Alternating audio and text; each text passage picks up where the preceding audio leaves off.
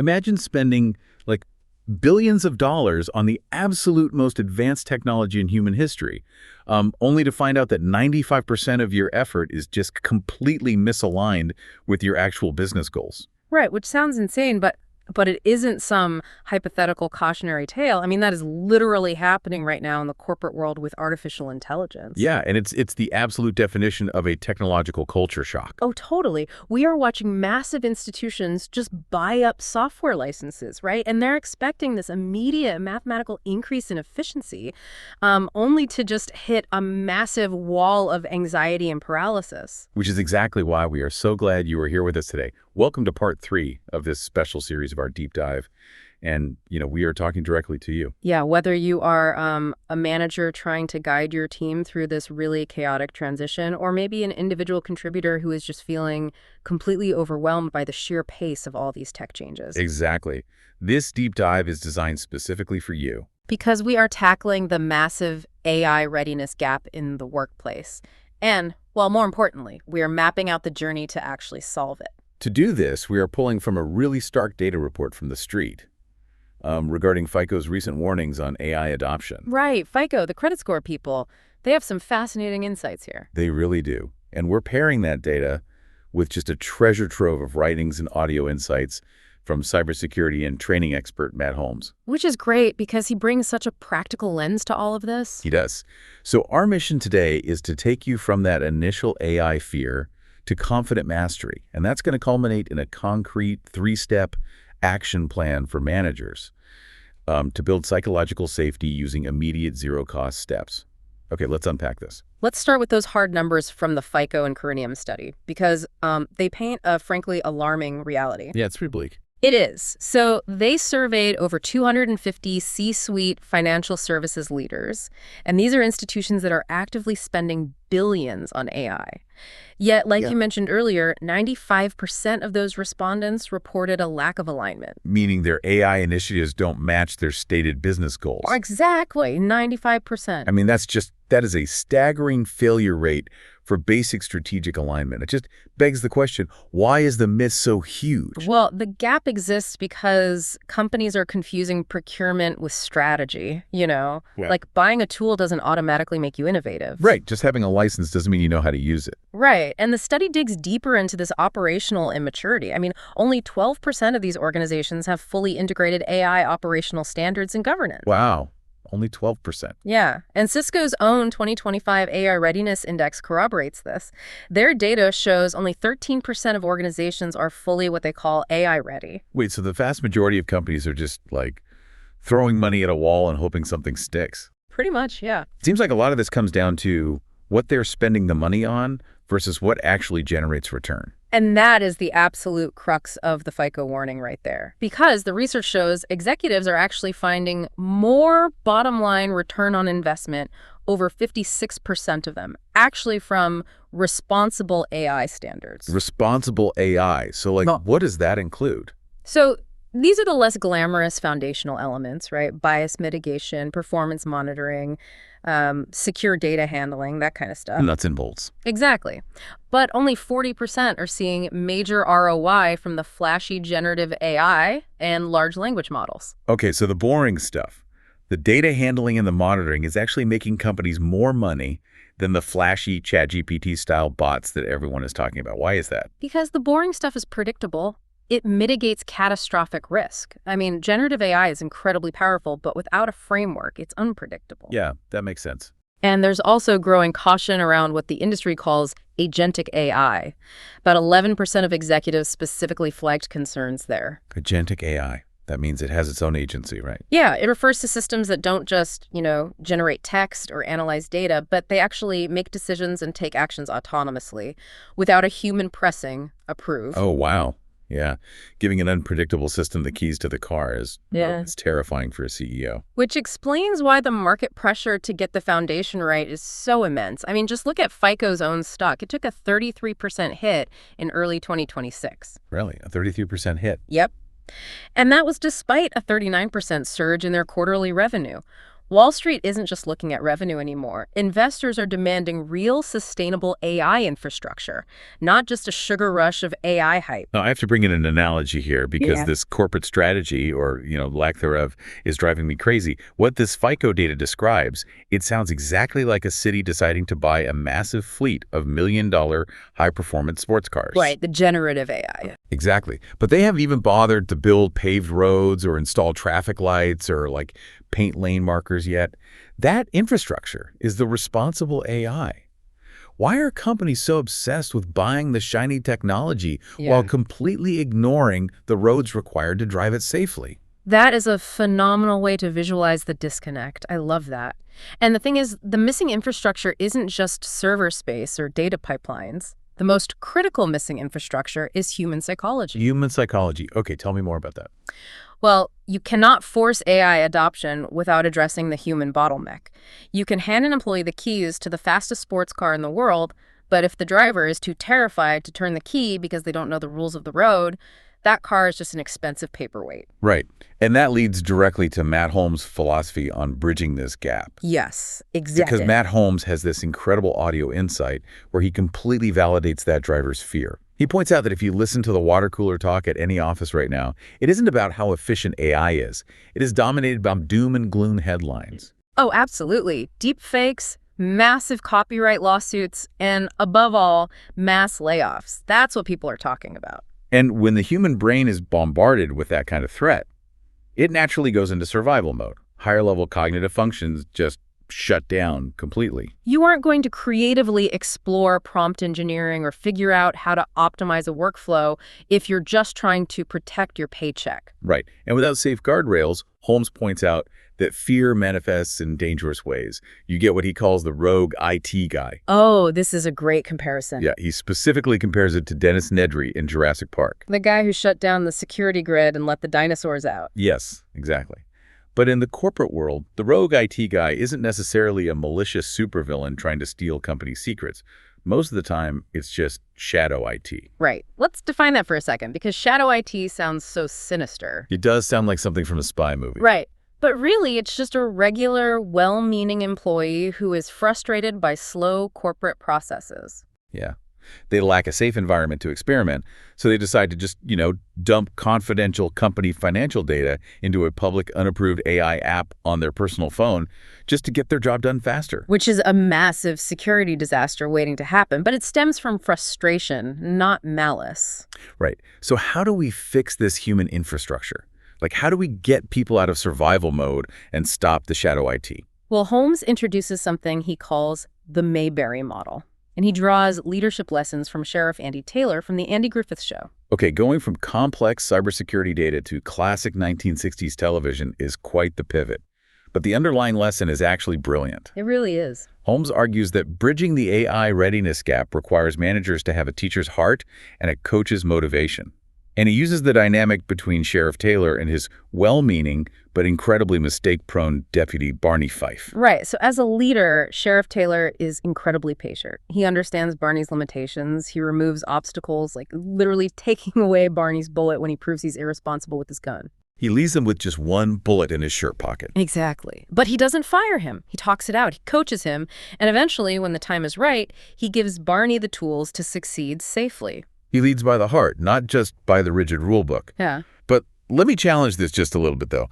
If I'm an employee and I feel like my manager's treating me like Barney Fife while I'm trying to learn this complex new AI system, is that a bit condescending? I mean, Barney is essentially the comic relief buffoon of the show. That is a very fair critique. But it's crucial to understand the angle Holmes is taking here. He isn't making a comparison about intelligence. He's making a profound point about vulnerability. Vulnerability, okay. Yeah. When learning a paradigm-shifting technology like AI, literally everyone is an awkward beginner. The senior executive and the summer intern are both staring at the exact same blank prompt box with the exact same level of uncertainty. Oh, wow. Yeah, that levels the playing field entirely. It does. So the Sheriff Taylor approach isn't about talking down to people. It's an immediate, zero-cost step to building psychological safety. It proves to your team that making an honest mistake in a new system won't cost them their job. Right. You have to remove the fear of the firing squad before you can expect any kind of innovation. Exactly. That makes total sense. You establish that baseline of patience and safety first.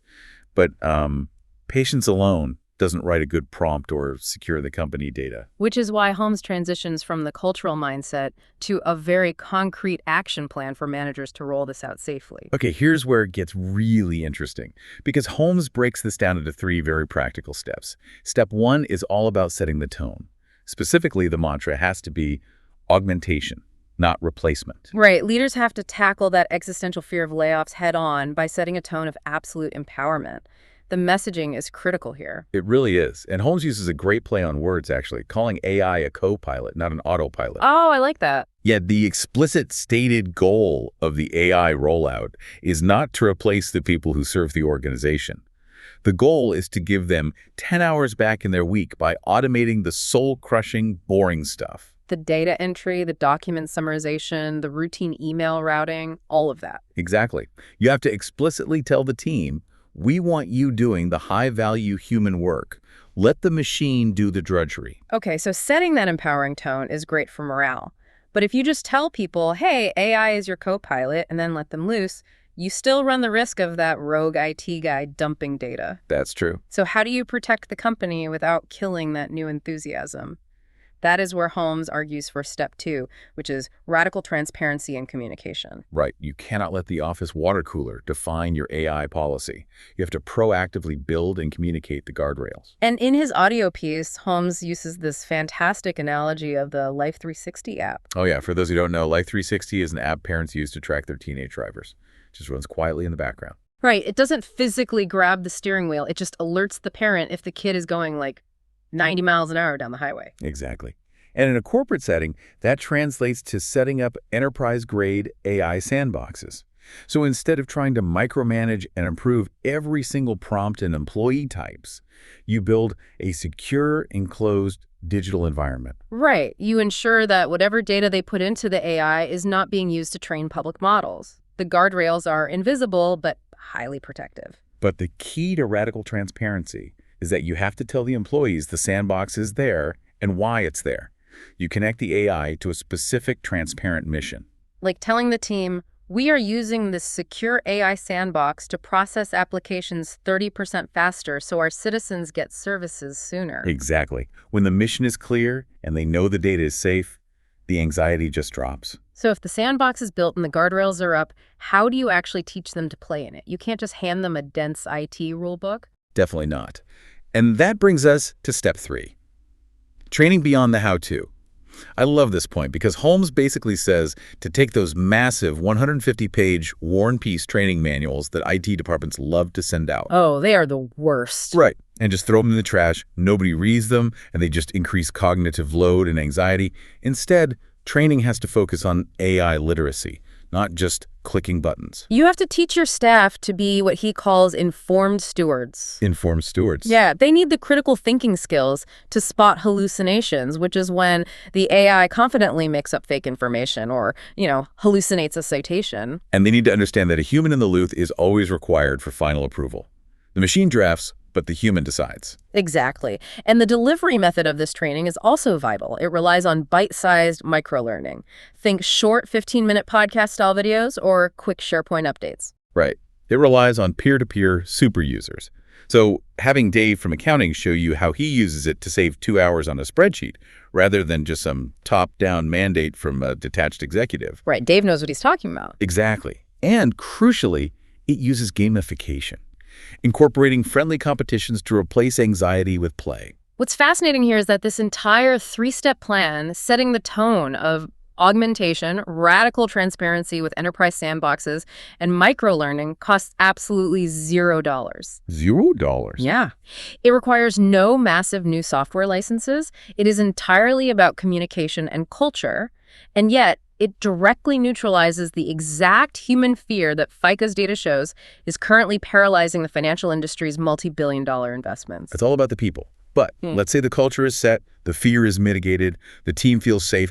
How do you, listening to this right now, actually talk to the machine to get those 50% ROI gains the FICO report promised? That is the big question. Because it requires a major shift in how we interact with computers.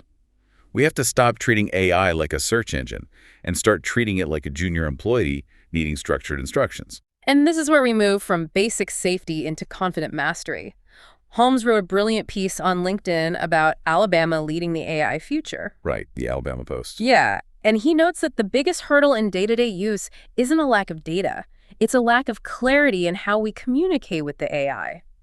The Google-style search is basically dead. Typing 3 keywords into an AI and expecting a masterpiece will just result in frustration. Right, we have to embrace structured prompting. Holmes says you need to treat a prompt like a detailed work order. And to do that, he provides the PTFC framework. PTFC? Yes. And if you take nothing else away from this deep dive, take this, PTFC. Let's break it down, starting with P. So P stands for persona.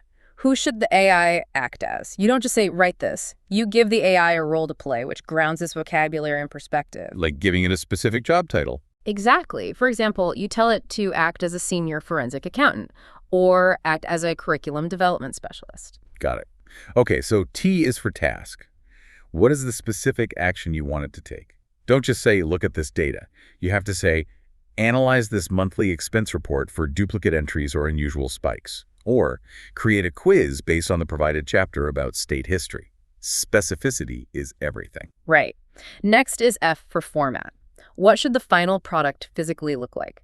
Do you want a summary table of discrepancies followed by a list of recommended audit steps? Or do you want 10 multiple choice questions with an answer key at the bottom? Exactly, because if you don't dictate the format, the AI will just guess, and you'll spend hours reformatting it yourself. Oh, that is the worst. And finally, C is for context. What are the constraints in background? To use the accounting example, you might say, all analysis must align with standard GAAP principles. Right, the generally accepted accounting principles, the baseline rules of finance. Exactly. Or, for the education example, the language must be accessible for 4th grade students, focusing specifically on Alabama's economic milestones. When you lay it out like that, it reminds me of ordering at a really high-end restaurant. A Google-style search is just walking through the front doors of a Michelin-star restaurant and yelling, "I'm hungry" at the maitre d'. Yes. You might get food, but you are completely rolling the dice on what shows up on your plate. But the PPFC framework is like handing the executive chef a highly specific ticket. You're giving them a precise flavor profile, a list of dietary restrictions, and exact plating instructions. You are guaranteeing that what comes out of the kitchen is exactly what you need. And if we look back at the FICO report, this precision is exactly how you solve that 95% misalignment gap. When your team uses the PTFC framework, it ensures the AI outputs are automatically aligned with your internal agency oversight protocols and your business goals. Right. It drastically reduces those dangerous hallucinations. And it saves your staff from the heavy, soul-crushing editing that makes them hate using the tool in the first place. But achieving a great prompt today, like nailing that PTFC structure once, doesn't mean the team will keep using it tomorrow. And that's the trap a lot of managers fall into.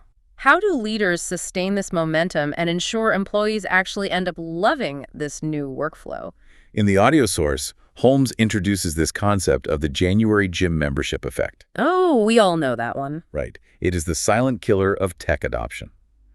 On January 1st, everyone is enthusiastic. They bought the gym clothes, they watched the 15-minute training video.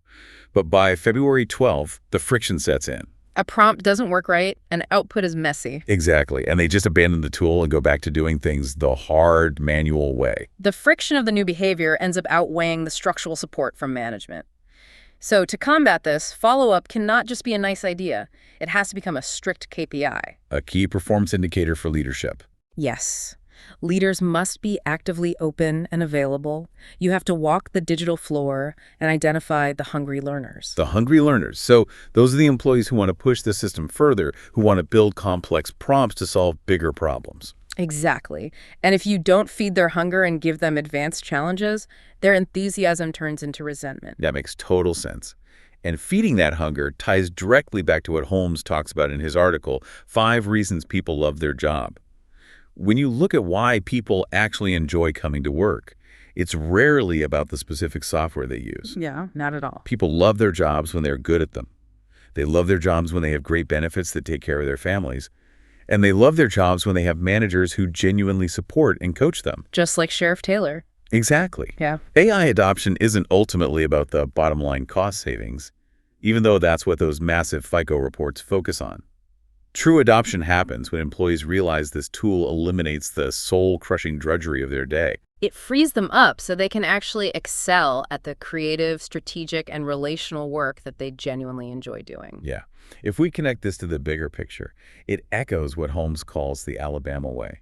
Doing things right, doing them ethically, and doing them together. Right. Success in implementing AI isn't just measured in the ROI percentages that satisfy Wall Street. It is measured in restored time. Restored time. I love that phrasing. Time given back to our workforce so they can focus on high-value human connection and better service delivery. That is such a powerful reframe. We've covered some serious ground today. Let's recap the journey we just took.